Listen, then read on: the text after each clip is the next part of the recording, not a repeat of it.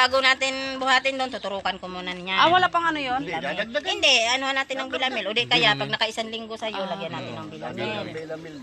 Lumaki agad. Kompleto din ako niyan. O, may gamot din ako sa lagnat. May antibiotic. Wala kasing malaki na nasabuting ganito antibiotic, kaya ganito ang ni-stock ko. Nag-i-stock ko ng ganyan. May pangpahilab din ako. Naka-stock para sa din pag-aanak. yan. Pitoksan. Kumpleto, no? Yan, sa pangkapon.